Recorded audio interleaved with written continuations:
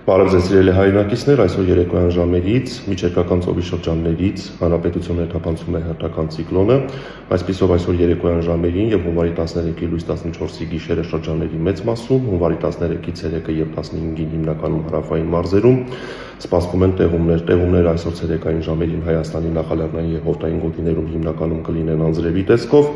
իսկ հունվարի 13-ի լույս 14-ի գիշերը հանրապետության ողջ տարածքում կտեղածյուն։ Այսօր երեկոյան ժամերին եւ հունվարի 14-ի գիշերը Հայաստանի առանձին շրջաններում ձյան տեղումները կլինեն զգալի, լեռնային առանձին գոտիներում սպասվում է քամուշ գնացում 14-ից 18 մետր/վայրկյան արագությամբ, բուք, ցածր հորիզոնական տեսանելիություն։